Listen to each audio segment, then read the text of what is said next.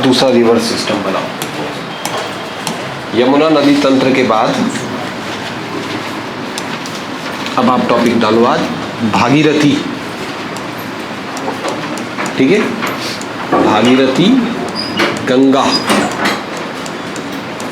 का नदी तंत्र।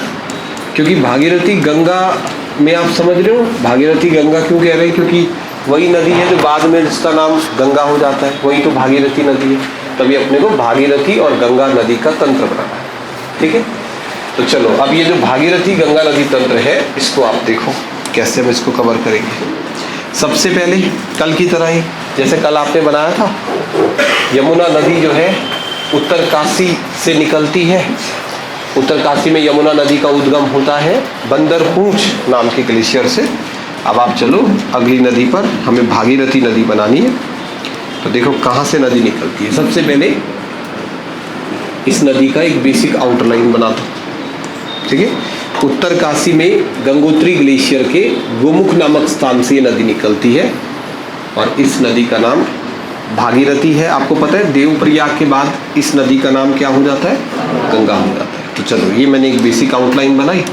अब इसको मैं एक तरफ से बनाना स्टार्ट करता हूँ। देखो जरा, नदी जो है जिसको हम कह रहे हैं भागीरथी, ये नदी कहाँ से निकलती है, तो गोमुख नाम की एक जगह है गंगोत्री ग्लेशियर में। अगर ग्लेशियर का नाम पूछेगा आपको कि भागीरथी नदी किस ग्लेशियर से निकलती है, तो ग्लेशियर क्या बोलोगे आप ना, ग्लेशियर है गंगोत्री। और गंगोत्री ग्लेशियर में एक पर्टिकुलर जगह है जिसको गोमुख कहा जाता है, वहां से नदी निकलती है। देखो उत्तर काशी में गोमुख से ये नदी निकली। ठीक है, ये जो गंगा नदी है इसके बारे में भी बेसिक बातें यहाँ बना दे। देखो गंगा भारत की राष्ट्रीय नदी है, जानते हैं आप। ठीक है, और गंगा नदी देवप्रयाग से पहले इसका नाम क्या होता है, तब आपका आंसर होगा भागीरथी। ठीक है, अब ये जो नदी है ना ये कहाँ से फ्लो करती है, सबसे पहले उत्तरकाशी डिस्ट्रिक्ट में बहती है। उत्तरकाशी के बाद ये नदी बहती है टिहरी। टिहरी के बाद एंटर करेगी पौड़ी। पौड़ी के बाद कौन सा डिस्ट्रिक्ट, देहरादून। जब ये रायवाला के आसपास बहती है तो डिस्ट्रिक्ट देहरादून होता है। और लास्ट में जिस जिले में बहती है वो है हरिद्वार। इसका मतलब ये जो नदी है ना ये कुल मिलाकर के 5 जिलों से होकर के बहती है। जो गंगा नदी है वो हमारे राज्य के 5 जिलों से प्रवाहित होती है, उत्तरकाशी, टिहरी, पौड़ी, देहरादून, हरिद्वार। इन 5 जिलों में गंगा नदी की सबसे ज़्यादा लंबाई, मैक्सिमम लेंथ जो है वो उत्तरकाशी में है, और गंगा नदी की सबसे कम लंबाई देहरादून में है। तो देहरादून जिले में इसकी लंबाई सबसे कम है। ठीक है, और उत्तरकाशी के अंदर इस नदी की लंबाई सबसे ज़्यादा है। तो उत्तरकाशी, टिहरी, पौड़ी, देहरादून, हरिद्वार, ठीक है, यहाँ से प्रवाहित होती है नदी। 5 जिलों से बहती है। 5 जिलों में इस नदी का प्रवाह सबसे ज़्यादा उत्तरकाशी में है और सबसे कम देहरादून में। ठीक हो गई इतनी बात। चलो वापस ग्राफ पर चलते हैं। ये गोमुख से ये नदी निकलती है। सबसे पहले नदी उत्तरकाशी डिस्ट्रिक्ट में फ्लो करती है। जिस समय गंगा नदी उत्तरकाशी डिस्ट्रिक्ट में फ्लो कर रही, अभी मैं बायां दायां नहीं देखता हूँ, मैं ऐसे ही बना देता हूँ कि जहाँ जगह मिले, लास्ट में फिर बायां दायां हमको ध्यान चाहिए होगा। तो गोमुख से जब ये नदी निकलती है तो गोमुख से निकलने के बाद ये जो भागीरथी नदी है सबसे पहले उत्तरकाशी में प्रवाहित होगी, और उत्तरकाशी में उसको उसकी छोटी छोटी ट्रिब्यूटरीज, उसकी सहायक नदियाँ आकर के मिलती है। कौन कौन सी है, तो देखिए सबसे पहली नदी जो भागीरथी को आकर के मिलती है, पहली नदी भागीरथी को जो आकर के मिलती है इसका नाम है भोजगाड़। ठीक है, भोजगाड़ भागीरथी की पहली सहायक नदी है। उत्तरकाशी में एक पर्टिकुलर जंगल है चीड़बासा, तो चीड़बासा के जंगलों से निकलती एक नदी, उस नदी को बोलते हैं भोजगाड़। ये भागीरथी की पहली सहायक नदी है। भोजगाड़ के बाद भागीरथी को आकर के मिलने वाली उसकी दूसरी सहायक नदी, उसका नाम है रुद्रगंगा। रुद्रगंगा, भोजगाड़ भागीरथी की पहली सहायक नदी। भोजगाड़ के बाद भागीरथी को आकर के मिलती है उसकी दूसरी सहायक नदी, उसका नाम है रुद्रगंगा। रुद्रगंगा के बाद उत्तरकाशी में भागीरथी की सबसे महत्वपूर्ण सहायक नदी जो उसको आकर के मिलती है उसका नाम है जाड़गंगा। ठीक है, भोजगाड़, भोजगाड़ के बाद रुद्रगंगा, रुद्रगंगा के बाद भागीरथी को आकर के मिलने वाली उसकी सबसे प्रमुख सहायक नदी है जाड़गंगा। देखो बेटा, जाड़गंगा नाम की ये जो नदी है ये जहाँ पर भागीरथी को मिलती है तो वहाँ पर बनता है एक पहला संगम, इंपॉर्टेंट संगम।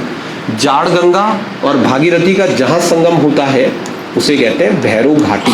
नाम सुना है? भैरव घाटी।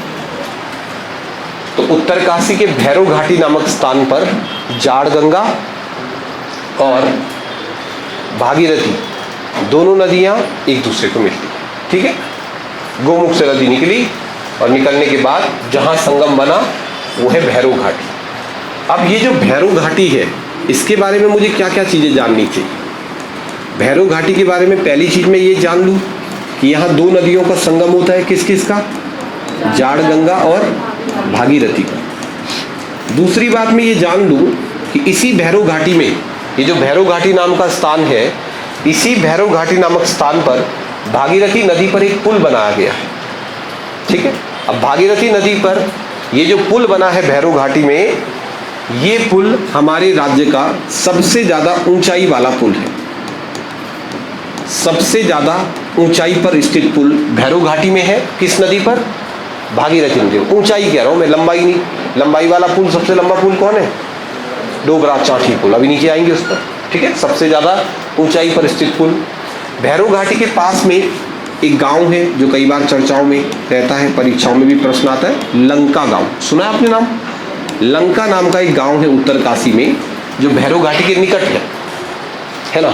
तो आप ऐसा भी कह सकते हैं कि ये जो नदी है जाड़ गंगा, ये जाड़ गंगा नदी मिल रही है भागीरथी को भैरव घाटी में, या आप ऐसा भी कह सकते हो लंका गांव के पास। ठीक है, तो लंका नाम का एक गांव है, इसे भी याद रखना है। इसके अलावा भैरव घाटी पिछले कुछ सालों से चर्चाओं में इसलिए है क्योंकि एक प्राणी होता है जो बहुत संकटग्रस्त प्राणी है इस समय दुनिया के अंदर, हिम तेंदुआ।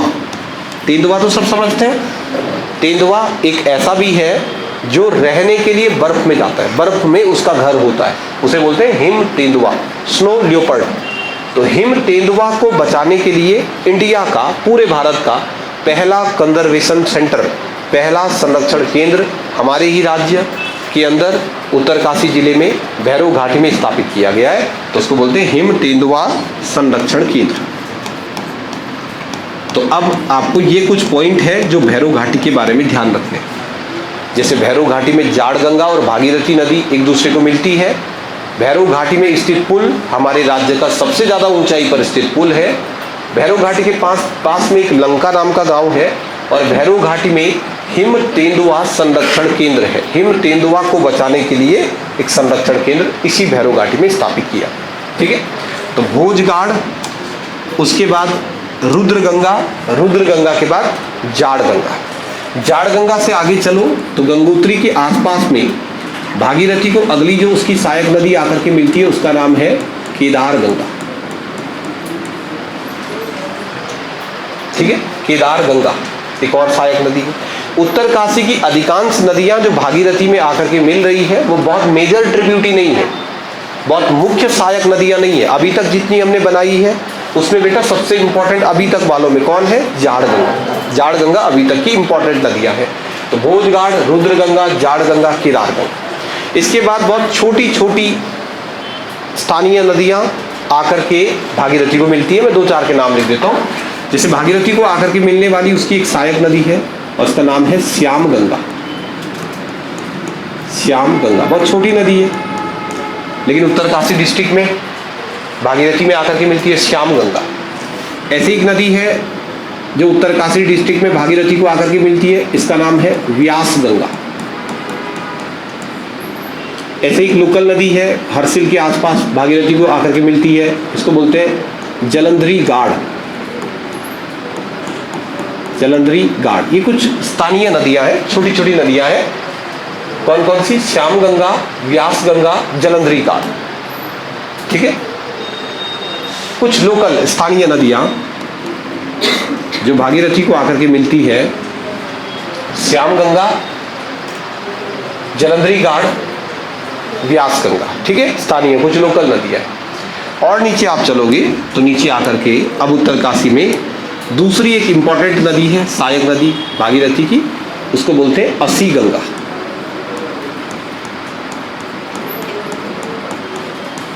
ठीक है, नाम सुना है आपने पहले? असी गंगा। असी गंगा नाम की जो नदी है या असी नाम की जो नदी है जो भागीरथी को आकर के मिल रही है, ये उत्तर काशी के अंदर ही एक ताल है, डोडी ताल, यहां से निकलती है डोडी ताल। और आगे जाके डोडी ताल के बारे में जानेंगे। डोडी ताल 6 कोना वाला ताल है, सुना होगा आपने, ठीक है। तो यहाँ पर डोडी ताल से एक नदी निकली, उस नदी का नाम है असी गंगा। असी गंगा से आप आगे चलोगे तो आपको पता है उत्तर काशी में बहुत फेमस पर्वत है वरुणावत पर्वत। उस वरुणावत पर्वत से एक नदी निकलती है, इस नदी का नाम है वारुणी। वारुणी नाम की एक नदी है। तो यहां से एक वारुणी नदी निकली, यहां से असी गंगा नदी निकली। अब ये जो वारुणी और असी गंगा है, इसको वरुणा भी कहते थे, वरुणा और असी, इन दोनों नदियों के बीच में ये देखो वरुणा और असी, इन दोनों नदियों के बीच का जो क्षेत्र है वहीं पर है बसा हुआ टाउन, शहर उत्तर काशी। तो जो उत्तर काशी है ना, वो उत्तर काशी कौन दो नदियों के बीच में, वरुणा और असी, ठीक है। वरुणा और असी, इन दोनों नदियों के बीच में ये एक शहर बसा हुआ है जिसको बोलते हैं उत्तर काशी। अब ये जो उत्तर काशी है, इसके बारे में भी कुछ बातें मुझे चाहिए होगी। भैरव घाटी की तरह ही उत्तर काशी के बारे में अगर मैं डिस्कस करना चाहूँ तो मुझे क्या क्या बातें पता चलती कि ये जो उत्तर काशी है ना, बेसिकली अगर हम पौराणिक दृष्टि से देखें तो पुराणों में इसका नाम होता है सौम्य काशी। जो उत्तर काशी है उसको पुराणों में किस नाम से जाना जाता है, उसका पौराणिक नाम क्या है, तब आप कहेंगे इसका पौराणिक नाम जो है वो है सौम्य काशी। तो पुराणों में उसके लिए सौम्य काशी ये वर्ड लिखा हुआ था। लेकिन आज से बहुत टाइम पहले प्राचीन कालखंड में उसे किस नाम से जाना जाता था, तब आपका आंसर होगा, पहले उसे कहते थे बाड़ा हाट। तो उत्तर काशी का जो पौराणिक नाम है, माने पुराणों में उसका जो नाम लिखा गया है, पुराणों में उसका नाम लिखा है सौम्य काशी, लेकिन प्राचीन नाम पुराने जमाने में उसको क्या बोलते थे। तो ये उत्तर काशी कहाँ से आया? अगर आप भारतवर्ष में देखेंगे तो भारत में वरुणा और असी नदी के बीच में बसा हुआ है वाराणसी, और वाराणसी का पुराना नाम क्या है, काशी। उत्तर प्रदेश में है ना, तो उत्तर प्रदेश का जो वाराणसी शहर है, वो वाराणसी शहर भी वरुणा और असी नदी के बीच में ही है। और जो वाराणसी है, जिसको काशी कहते थे पहले, वहां पर किस चीज का मंदिर है, क्यों जाते हैं लोग वाराणसी, काशी विश्वनाथ का मंदिर। और हमारे भी राज्य उत्तराखंड में आपको विश्वनाथ मंदिर एक ही जगह मिलेगा, कहाँ, इसलिए इसका नाम पड़ा है उत्तर काशी। उत्तर काशी का मतलब जानते हो आप, उत्तर काशी का मतलब है उत्तर की काशी है, ये उत्तर की काशी। अगर कोई व्यक्ति वाराणसी ना जा पाए तो जो पुण्य लाभ वाराणसी जाकर के मिलेगा, वही पुण्य लाभ उत्तर काशी में जाकर के भी मिलेगा, इसलिए इसको उत्तर की काशी कहते हैं। तो की हटा देते हैं तो एक वर्ड बन जाता है, क्या, उत्तर काशी। तो वो दो नदियों के बीच में वरुणा और असी, क्योंकि वाराणसी जैसी स्थितियां वहां पर बन रही है। तो ये वारुणी नदी और दूसरी तरफ से असी गंगा, ये नदी है। फिर इन नदियों के बाद उत्तर काशी डिस्ट्रिक्ट को छोड़कर ये जो भागीरथी नदी है, ये अब टिहरी जिले की तरफ प्रवेश करना स्टार्ट करेगी। अब ये टिहरी की तरफ प्रवाहित होती है। जब ये नदी टिहरी जिले की ओर फ्लो करती है, तब टिहरी डिस्ट्रिक्ट में जैसे ही नदी पहुंचेगी तो टिहरी जिले में एंटर करते ही इसको इसकी अभी तक की सबसे बड़ी सहायक नदी आकर के मिली। भागीरथी को अभी तक जितनी नदियां उसमें आकर के मिली है, उनमें से सबसे बड़ी उसकी जो सहायक नदी है वो उसको टिहरी में आकर के मिलती है। और जो नदी इसको टिहरी में आकर के मिलती है, उस नदी का नाम क्या है, तो सर इस नदी का नाम है भिलंगना। टिहरी डिस्ट्रिक्ट में आकर भागीरथी को जो उसकी सबसे मेजर ट्रिब्यूटी मिलती है, इस नदी का नाम है भिलंगना नदी। ये देखो भिलंगना, अब जैसे ये नदी टिहरी में आई तो टिहरी में आते ही इसको इसकी एक सहायक नदी मिली, उसका नाम है भिलंगना। भिलंगना नदी के बारे में आप ये जानते हैं, परसों ग्लेशियर वाले चैप्टर में आपने किया, कहाँ से निकलती है, खतलिंग ग्लेशियर से। ये नदी खतलिंग ग्लेशियर से निकलती। खतलिंग ग्लेशियर कहाँ है, टिहरी में ही। खतलिंग ग्लेशियर से निकलने के बाद भिलंगना नदी जहां पर मिलती है भागीरथी को, तो भागीरथी और भिलंगना का जो संगम है, वहां पर टिहरी नाम का एक टाउन था, उसको पुराने जमाने में कहते थे गणेश प्रयाग। तो भिलंगना और भागीरथी ये जो दोनों नदियां हैं, इन दोनों नदियों का संगम टिहरी में होता है, जहां पर टिहरी बांध बना है। लेकिन वो जो टिहरी था उसका प्राचीन नाम, पहले का नाम क्या था, गणेश प्रयाग। तो गणेश प्रयाग जो है वो संगम है भिलंगना और भागीरथी का। ठीक है, भागीरथी और भिलंगना का संगम गणेश प्रयाग। गणेश प्रयाग किसका नाम है, जिसको आज क्या कहते हैं, टिहरी। यहीं पर टिहरी बांध बना है। तो ये देखो, ये निकली नदी भिलंगना। अब ये जो भिलंगना नदी है, इस भिलंगना की सबसे बड़ी जो सहायक नदी है उसका नाम है बालगंगा। भिलंगना नाम की ये जो नदी है, इस नदी की सबसे बड़ी सहायक नदी है बालगंगा। भिलंगना की सबसे बड़ी सहायक नदी बालगंगा भिलंगना की सबसे बड़ी सहायक नदी है। और बालगंगा और भिलंगना का जहां संगम होता है उसको बोलते हैं बेटा घनसाली। ये एक टाउन है बेसिकली, छोटा सा, टिहरी डिस्ट्रिक्ट में। तो घनसाली के पास में ये बालगंगा और भिलंगना नाम की दोनों नदियां एक दूसरे को आकर के मिल जाती हैं। ठीक है, बालगंगा किसकी सहायक नदी है और कहां पर मिलती है, टिहरी। बालगंगा भिलंगना की टिहरी के अंदर घनसाली। फिर ये जो बालगंगा नदी है, इस बालगंगा की एक ट्रिब्यूटी है जिसका नाम है धर्मगंगा। बालगंगा की एक सहायक नदी है जिसका नाम है धर्मगंगा। और बालगंगा की ये जो सहायक नदी है धर्मगंगा, तो धर्मगंगा और बालगंगा जहां एक दूसरे को मिलती है इसे कहते हैं बूढ़ा केदार, जहां आजकल आपको आपदा देखने को मिल रही है, इसे बूढ़ा केदार कहते हैं। ठीक है, तो आजकल आपदाग्रस्त क्षेत्र है बूढ़ा केदार, वहां पर बालगंगा और धर्मगंगा इन दोनों नदियों का संगम होता है। ठीक है, अभी मैं बायां दायां का हिसाब नहीं रख रहा हूं, जहां मुझे जगह मिल जाए मैं बना दे रहा हूं। ठीक है, तो ये नदी आई भिलंगना। देखो, अभी तक हमने भागीरथी की जितनी नदियों के बारे में पढ़ा है, सहायक नदियों के बारे में, उन सभी सहायक नदियों में सबसे बड़ी सहायक नदी अभी तक की कौन सी है, भिलंगना है। बाद में इनके लेंथ वेंथ अभी कैलकुलेट कर देंगे। ये देखो, ये नदी है, इस नदी का नाम है भिलंगना। और भिलंगना भागीरथी का संगम गणेश प्रयाग। वहीं पर आपको डैम भी बना हुआ दिखाई देगा, अभी आगे जाकर के कर लेंगे। फिर इस ग्राफ को और आगे लेके चलते हैं। यहां से आगे चले तो यहां से आगे चलने के बाद, टिहरी के बाद ये नदी जब आगे प्रवाहित होती है तो आगे जाकर के इस नदी को अब भागीरथी की सबसे बड़ी सहायक नदी आकर के ज्वाइन करी। और ये भागीरथी की जो सबसे बड़ी सहायक नदी मैंने अभी बनाई है, इस नदी को तो अलग से पढ़ेंगे। अभी ये इतनी बड़ी है कि इसको इस ग्राफ पर नहीं बना सकते। इस नदी का नाम है अलकनंदा। ये भागीरथी को कौन सी नदी आकर के मिली है, अलकनंदा। अब ये जो अलकनंदा नाम की नदी है, ये अलकनंदा नदी कहां से निकलती है बोलो, कौन सा ग्लेशियर, सतोपंत ग्लेशियर, चमोली जिले के अंदर सतोपंत ग्लेशियर से ये नदी निकलती है। और अलकनंदा और भागीरथी का जहां संगम होता है वहां पर स्थित है कौन, देवप्रयाग। ठीक है, वहां पर स्थित है देवप्रयाग। तो फेमस स्टेशन है देवप्रयाग। अब आपको पता है, अगर आप देवप्रयाग से इस रूट पर चलोगे तो आपको 4 और प्रयाग मिलेंगे। तो 4 प्रयाग वो और 5वां देवप्रयाग, तब बनते हैं हमारे राज्य के 5 प्रयाग, जिनको पौराणिक दृष्टि से महत्वपूर्ण माना जाता है।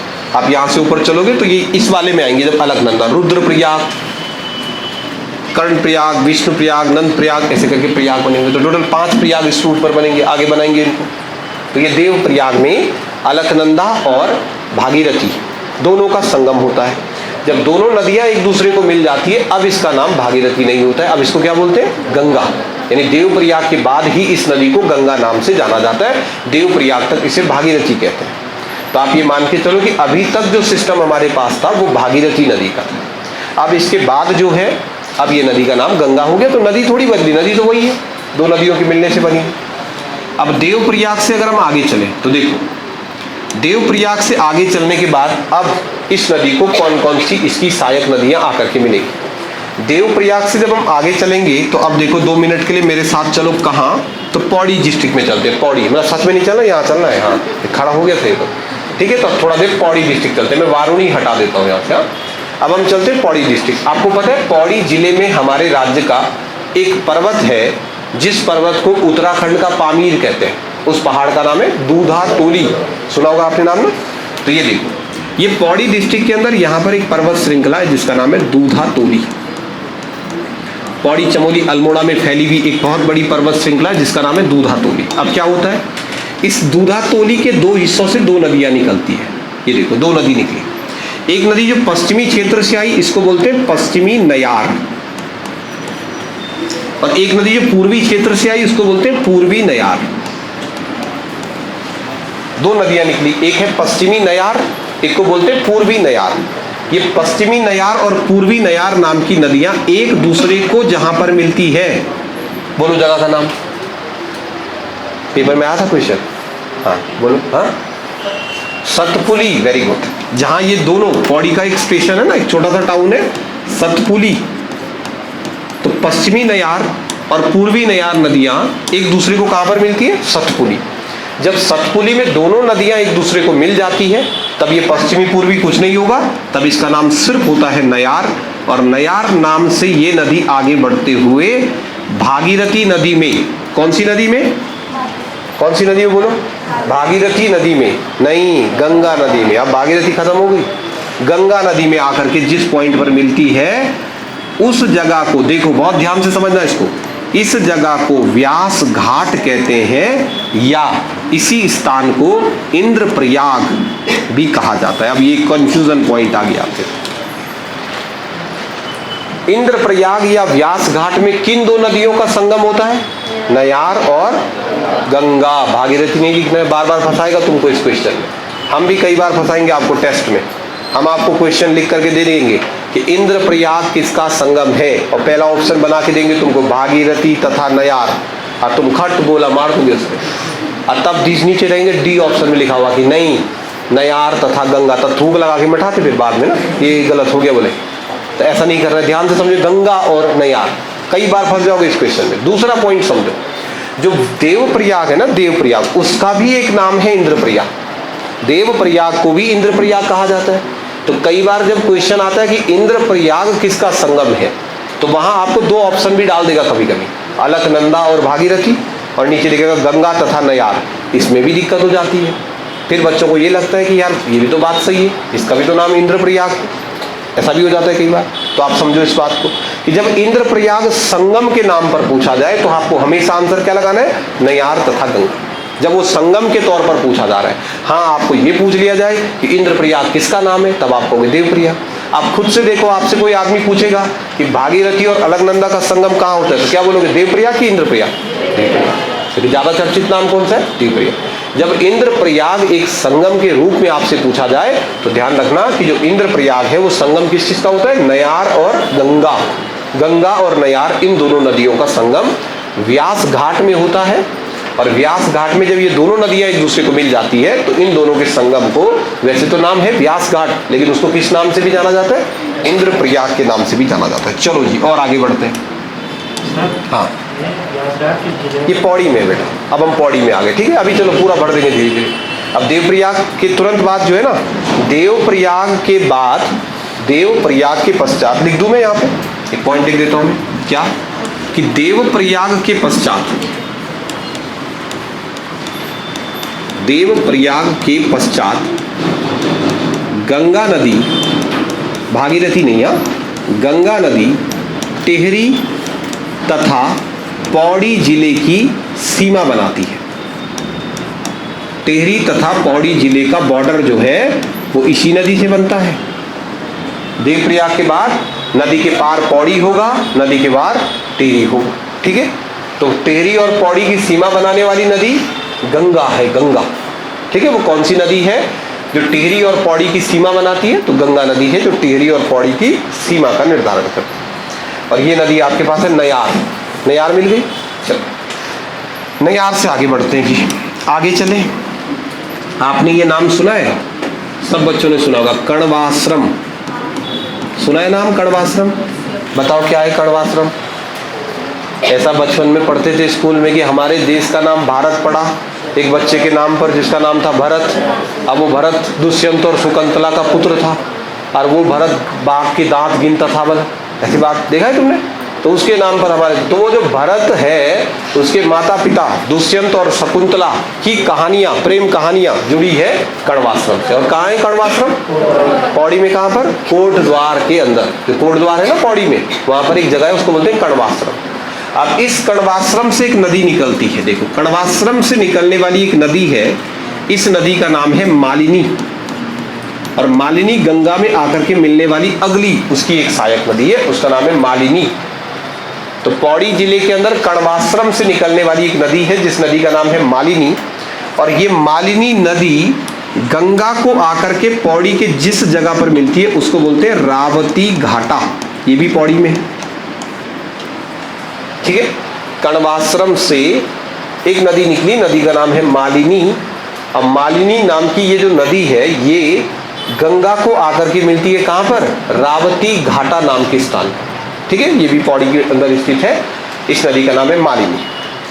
फिर मालिनी नदी के बाद जब हम आगे बढ़ते हैं तो आगे चल करके ये नदी अब ऋषिकेश में एंटर करने वाली होगी। ऋषिकेश में आपने देखा है वो क्या बोलते हैं जो पानी में जाते हैं, राफ्टिंग करने वाले जो लोग हैं उनके एक फेमस स्टेशन है शिवपुरी।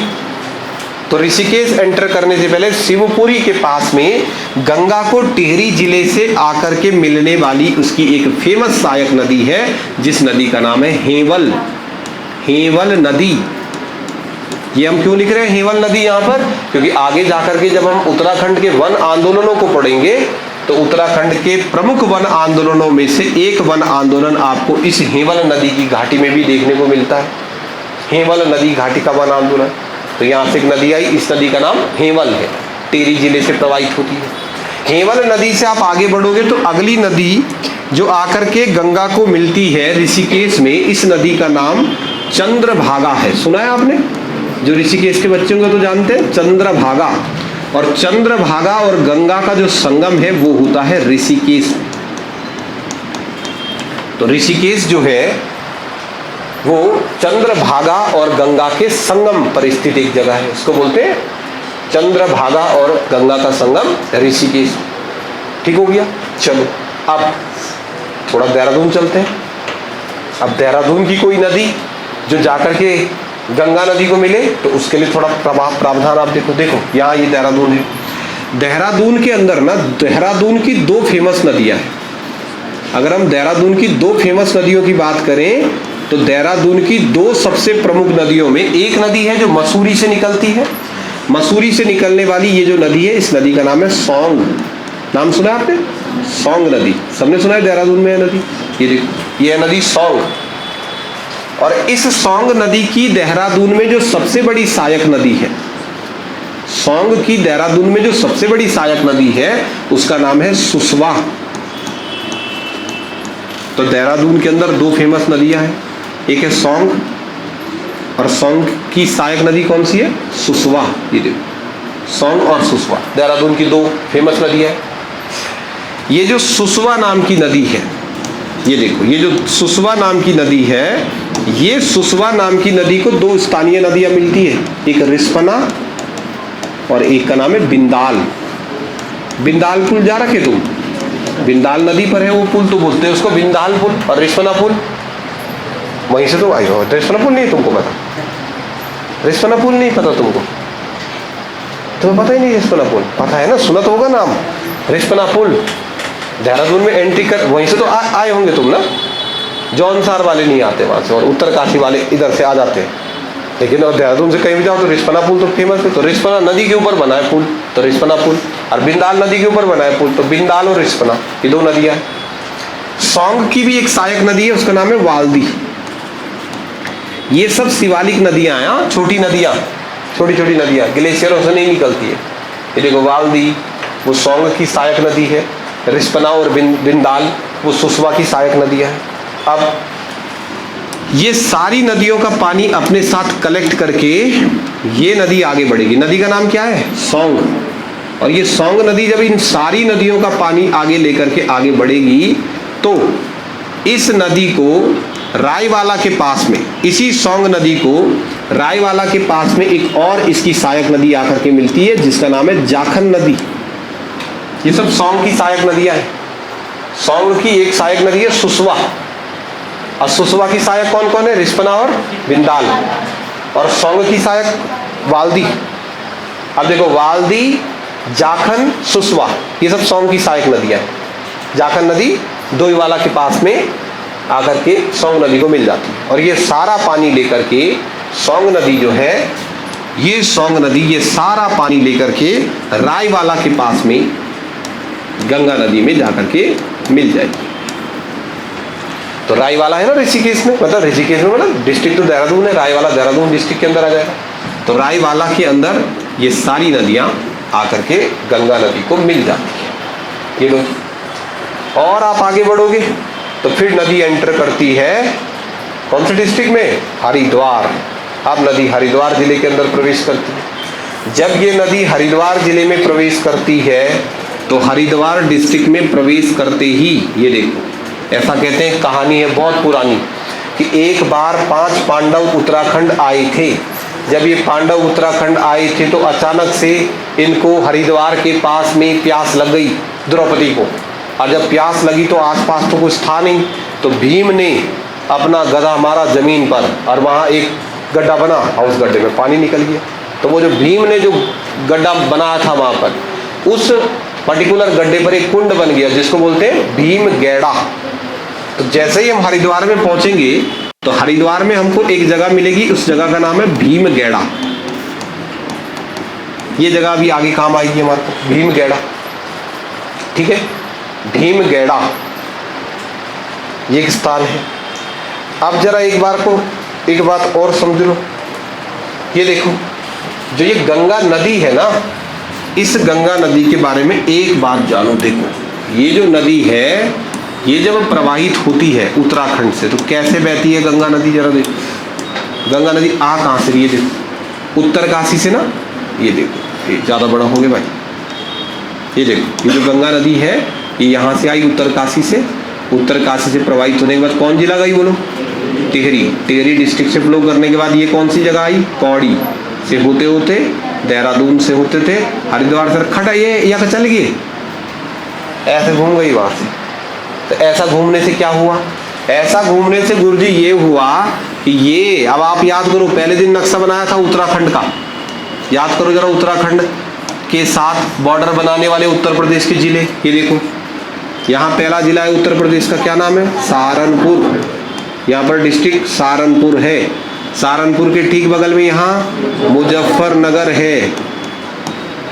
फिर ये डिस्ट्रिक्ट आपका, यानी उत्तराखंड से निकलने के बाद उत्तर प्रदेश के किस जिले में सबसे पहले गंगा नदी प्रवेश करती है।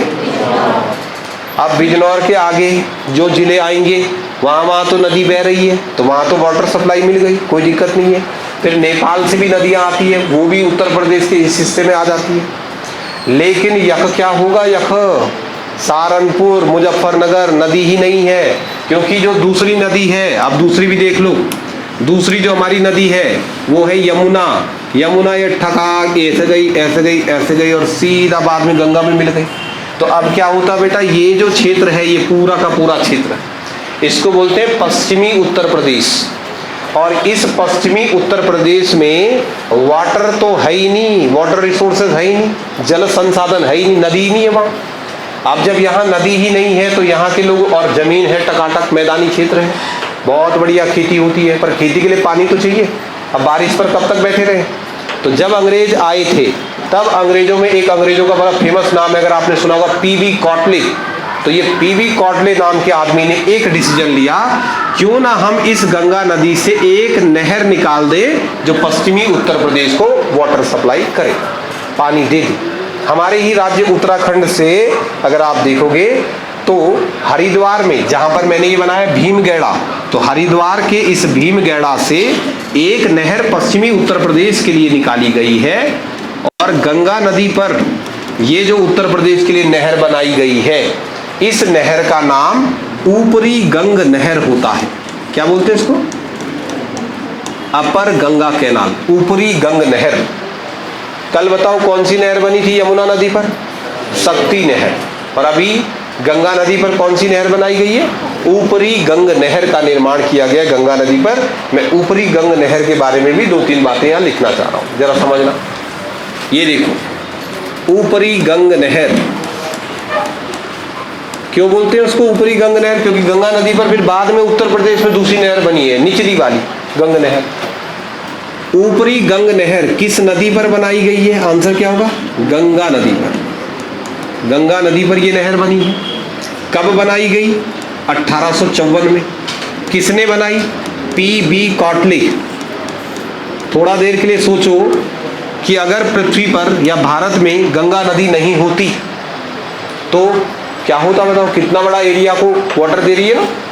नदियों को हम माँ मानते हैं भारतवर्ष में, गंगा माँ। तो नदियाँ सच में ही माँ है, क्योंकि उनके बिना तो बताओ जल संसाधन ही नहीं होता।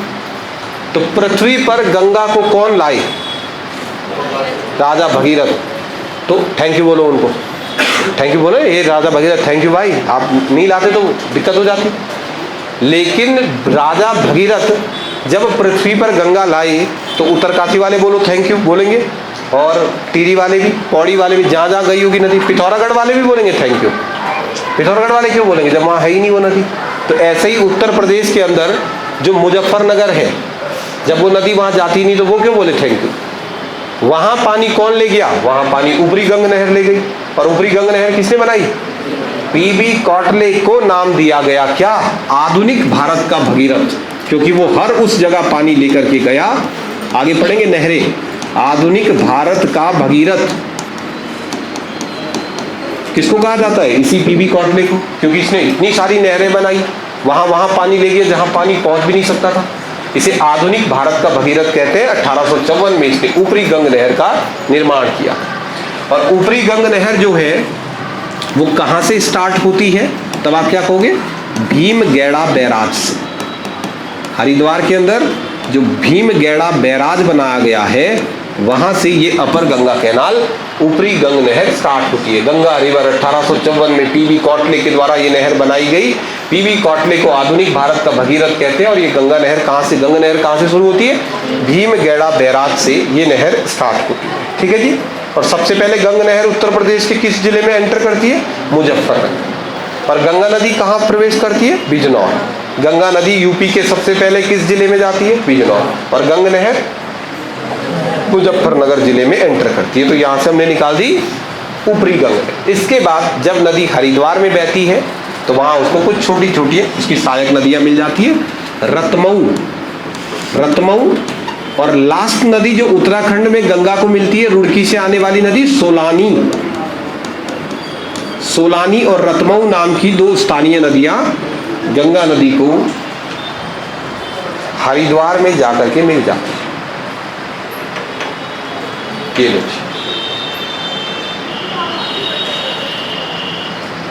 चलो, ये है पूरी की पूरी कथा। गंगा नदी का उद्गम कहां से होता है? क्या बोलोगे? गोमुख से गंगा नदी निकलती है। गोमुख से निकलने के बाद उस नदी का नाम होता है भागीरथी। उस नदी को भोजगाड़, रुद्र गंगा, जाड़ गंगा, केदार गंगा, श्याम गंगा, व्यास गंगा ऐसी नदियां मिलती है। इन नदियों में जो इंपॉर्टेंट नदी है वो है भैया जाड़ गंगा। जाड़ गंगा कहां पर मिलती है? भैरव घाट। आगे देखो, उत्तर काशी, वरुणा और असी नाम की नदियों के बीच में है टिहरी, जिसका पुराना नाम था गणेश प्रयाग। यहाँ पर भिलंगना नदी कहाँ से निकलती है? खतलिंग ग्लेशियर से। भिलंगना की सहायक नदी का नाम बालगंगा, और बालगंगा की धर्मगंगा, और धर्मगंगा बालगंगा कहाँ मिलती है? बूढ़ा किला। फिर आगे चले तो अलकनंदा, ये तो हम पढ़ेंगे कल को, अलकनंदा। फिर यहाँ से देखो नयार गंगा की, ये नीचे वाली सब गंगा की सहायक नदी है। नयार, मालिनी, हेवल, चंद्रभागा, सौंग, उसके अलावा रतमऊ, उसके अलावा सोलानी। ठीक हो गया? चलो अब ऊपर से नीचे चलते हैं कुछ इंपॉर्टेंट बातों पर। जब आप ऊपर से नीचे आओगे तो सबसे पहले यहाँ कौन सा नदी है? जाड़ गंगा नदी पर उत्तरकाशी डिस्ट्रिक्ट में बना है एक बांध, उसका नाम है करमोली जल विद्युत परियोजना। पहली जल विद्युत परियोजना जो गंगा नदी पर नहीं है बल्कि किस पर है? जाड़ गंगा नदी पर। जाड़ गंगा नदी पर एक जल विद्युत परियोजना आपको दिखाई देगी। उस जल विद्युत परियोजना का नाम है करमोली जल विद्युत परियोजना। किस नदी पर है? जाड़ गंगा, डिस्ट्रिक्ट उत्तरकाशी। करमोली से आगे बढ़ो, दूसरा पावर प्रोजेक्ट देखो, ये देखो, भैरव घाटी जल विद्युत परियोजना भागीरथी नदी पर बनी है और उत्तरकाशी डिस्ट्रिक्ट में। पहली जल विद्युत परियोजना करमोली के बाद भागीरथी नदी पर बनी हुई पहली, भागीरथी पर पहली जल विद्युत परियोजना मिली कौन सी? भैरव घाटी जल विद्युत परियोजना भागीरथी नदी पर बनी है। और कहां पर है? उत्तरकाशी जिले के अंदर है। ठीक है, फिर देखो नीचे आप उतरो यहाँ से, जब नीचे उतरोगे तो अब उत्तरकाशी डिस्ट्रिक्ट में भागीरथी नदी पर सबसे बड़ी एक जल विद्युत परियोजना बनाई गई है। उत्तरकाशी की सबसे बड़ी जल विद्युत परियोजना, इसका नाम है मनेरी भाली जल विद्युत परियोजना। मनेरी भाली जल विद्युत परियोजना किस नदी पर है? भागीरथी नदी पर, डिस्ट्रिक्ट उत्तरकाशी। उत्तरकाशी में मनेरी भाली पावर प्रोजेक्ट। ठीक है, फिर देखेंगे इसके अंदर कौन कौन से बांध है जब हम पावर प्रोजेक्ट पढ़ रहे होंगे। तो मनेरी भाली जल विद्युत परियोजना, ये जल विद्युत परियोजना किस नदी पर है? भागीरथी नदी पर, और किस जिले में है? उत्तरकाशी। फिर मनेरी भाली से आगे पहुंचे, ये देखो ये टिहरी है और ये उत्तरकाशी है। उत्तरकाशी और टिहरी के बीच में, जब टिहरी में ये नदी एंटर करने वाली है, गणेश प्रयाग में जब आने वाली है, तो उससे ठीक पहले इसी भागीरथी नदी पर एक पुल का निर्माण किया गया है, जो पुल बहुत चर्चाओं में है। कौन सा? डोभरा चांठी पुल। डोभरा चांठी पुल, ये देखो पुल बना दिया भाई ने यहाँ पे, डोभरा चांठी पुल। ठीक है, अभी किसी पेपर में पता नहीं कोई पेपर आया था, उसमें स्टेटमेंट पूछा हुआ था कि डोभरा चांठी पुल टिहरी झील के ऊपर है। तो देखो टिहरी झील तो बेटा यहाँ है, गणेश प्रयाग इधर है टिहरी झील, तो टिहरी झील के ऊपर नहीं है पुल। हाँ, पुल भागीरथी नदी के ऊपर है। ठीक है, छोटी छोटी बातें कभी पेपर में आ जाती है। तो यहां पर देखो जरा, एक पुल है हमारे पास, इस पुल का नाम है डोभरा चांठी पुल। और डोभरा चांठी नाम का ये जो पुल है, ये किस नदी पर है? भागीरथी नदी पर। भागीरथी नदी पर ये जो डोभरा चांठी पुल बनाया गया, आपको इसकी लंबाई पता है? बोलो। 735-40, वेरी गुड। 740 मीटर इसकी लंबाई है, और ये राज्य का सबसे लंबा पुल है। हमारे राज्य का सबसे लंबा पुल है, लेकिन किस नदी पर बना है? भागीरथी, झील में नहीं, झील तो बहुत दूर है ना। तो भागीरथी नदी पर ये देखो, यहाँ पर डोभरा चांठी नाम का पुल बनाया गया है। नीचे आप उतरोगे तो ये देखो, ये तो झील बनाई थी मैंने ऑलरेडी। यहाँ पर बना है भारत का सबसे बड़ा बांध। कौन सा बांध? टिहरी बांध। तो टिहरी डैम भागीरथी नदी पर बना है, और टिहरी बांध कहाँ है कहाँ? टिहरी में, तभी तो है इसका नाम टिहरी बांध। टिहरी बांध कहाँ है? टिहरी में है ना, तभी तो है। टिहरी बांध का है, देहरादून है, ऐसा होगा क्या? टिहरी डैम जब टिहरी में, तभी तो उसका नाम टिहरी डैम है। तो ये देखो टिहरी डैम बना है। टिहरी डैम से आगे चलो, टिहरी जिले के अंदर ही भागीरथी नदी पर अगला डैम बना है कोटेश्वर। कोटेश्वर बांध किस नदी पर है? भागीरथी नदी पर ही, डिस्ट्रिक्ट टिहरी। टिहरी, अब हम टिहरी आ गए, अब उत्तरकाशी नहीं है ना, अब टिहरी आ गए। देखो टिहरी डैम तो टिहरी में है ही। टिहरी डैम के अलावा कोटेश्वर नाम का डैम जो है वो भी बना है किस नदी पर? भागीरथी नदी पर। डिस्ट्रिक्ट कौन सा है? टिहरी। फिर देखो देवप्रयाग से आप आगे चलोगे, देवप्रयाग से आगे जो भी बांध बना होगा वो गंगा नदी पर होगा। तो देवप्रयाग से आगे बढ़ते ही टिहरी डिस्ट्रिक्ट के अंदर ही अब अगला बांध जो बनाया गया है गंगा नदी पर, इस बांध का नाम है Kotli, BHEL, Bharat heavy electronics limited, इनका बांध है कोटली भेल जल विद्युत परियोजना। कोटली भेल जल विद्युत परियोजना किस नदी पर है? गंगा नदी पर। गंगा नदी पर टिहरी डिस्ट्रिक्ट में कोटली भेल जल विद्युत परियोजना का निर्माण किया गया। फिर चलो भोला, चलते रहो, सीधा पहुंचो ऋषिकेश। जैसे ही आप ऋषिकेश में आओगे तो ऋषिकेश में गंगा नदी पर एक और पावर प्रोजेक्ट बनाया गया है, जिसको बोलते हैं चीला परियोजना। पता है आपको? डिस्ट्रिक्ट पूछेगा तो डिस्ट्रिक्ट पौड़ी है। तो गंगा नदी पर अब अगला जो बांध या जल विद्युत परियोजना चलाई जा रही है उसका नाम है चीला जल विद्युत परियोजना। ठीक है, तो चीला जल विद्युत परियोजना गंगा नदी पर ऋषिकेश, यानी डिस्ट्रिक्ट पूछेगा तो डिस्ट्रिक्ट आप पौड़ी कह देना। ठीक है, पौड़ी डिस्ट्रिक्ट, चीला जल विद्युत परियोजना। ठीक है, चीला जल विद्युत परियोजना। फिर ये जो निकला है सीढ़ी टाइप का, क्या है ये? ऊपरी गंग नहर। इस ऊपरी गंग नहर पर हरिद्वार जिले में 2 परियोजनाएं चलती है। एक का नाम है पथरी जल विद्युत परियोजना, एक का नाम है मोहम्मदपुर जल विद्युत परियोजना। पथरी जल विद्युत परियोजना और मोहम्मदपुर जल विद्युत परियोजना, ये 2 जल विद्युत परियोजनाएं ऊपरी गंग नहर पर है, गंगा नदी पर नहीं, ऊपरी गंग नहर पर पथरी और मोहम्मदपुर जल विद्युत परियोजनाएं बनाई गई है। डैम देख लो एक बार, भैरव घाटी पावर प्रोजेक्ट, मनेरी भाली पावर प्रोजेक्ट। अब इसके अंदर बांध बने हैं कहीं ना, वो बाद में करेंगे। अब यहाँ देखो नीचे देखो, टिहरी बांध, कोटेश्वर डैम, कोटली भेल और उसके बाद चीला जल विद्युत परियोजना। इसके बाद पूरे इंडिया में आपको गंगा पर बांध नहीं मिलेंगे, जितने बन गए। इसके बाद भारत में गंगा नदी पर, क्योंकि गंगा नदी बांग्लादेश भी जाती है ना, तो ज़्यादा डैम नहीं बना सकते। ज़्यादा डैम बनाओगे बांग्लादेश वाले हल्ला नहीं करेंगे, पानी सब रोक दिया वहाँ पर। तो ये देखो अंतर्राष्ट्रीय नदी है वो। तो ये देखो चीला, पथरी, मोहम्मदपुर। अब बात यह है कि गुरु जी भयंकर नहीं हो गया ये, बहुत टाइम का भी हो गया कई सारा। अब बात यह है कि पेपर में कौन सा आता है, या फिर पेपर के लिए क्या अप्रोच लेकर के जाए। तो गंगा नदी पर बने हुए बांधों में से मनेरी भारी तो फेमस है, तो आ जाता है। ये पुल बार बार कई बार पूछ लेता है, लेकिन इन्होंने अभी लगभग 1.5 या 2 या 2.5 साल पहले जब गंगा नदी पर एक झील या बांध पूछा तो सबके तोते उड़ गए। क्या पूछा इन्होंने कि सूर्याधार झील कहाँ है भाई। मतलब ढूंढते रहे आदमी, कहाँ है सूर्याधार, कहाँ है अथी, कहाँ है। या देखो ये ऐसे आ जाता बेटा, बीच से ना, जिसको तुम नदी भी नहीं ले रहे थे, ये खत्म है बोले, वहां से आ गया प्रश्न। ये जो जाखन नाम की नदी है देहरादून की, इस नदी पर एक झील बनाई गई है पूर्व मुख्यमंत्री त्रिवेंद्र रावत के द्वारा, उसको बोलते हैं सूर्याधार झील। तो सूर्याधार झील जो है वो देहरादून डिस्ट्रिक्ट के अंदर है और जाखन नदी पर बनाई गई है। ठीक है, जाखन नाम की जो नदी है, इस नदी पर सूर्याधार झील का निर्माण किया गया। ये है पूरी राम कथा। उत्तराखंड की, अभी तो ये नदी उत्तर प्रदेश से आएगी, तो उत्तर प्रदेश में जाके तो जो होगा सो होगा, है ना। तो अब आपको ये वाला प्रैक्टिस करना है। उससे बड़ा रिवर सिस्टम है ना, पीछे से बड़ा रिवर सिस्टम है। फैक्ट नहीं कर रहे हैं अभी इसके फैक्ट भी है, अभी फैक्ट नहीं कर रहे। अभी आप ये रिवर सिस्टम देखो।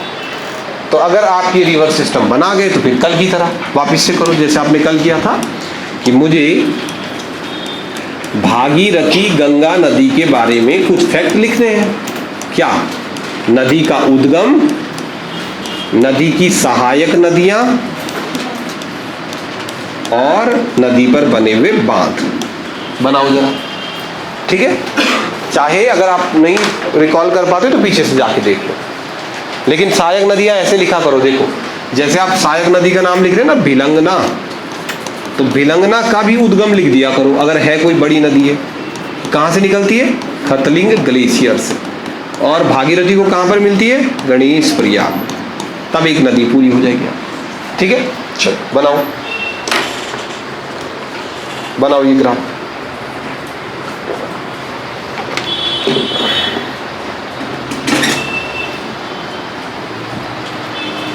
चलो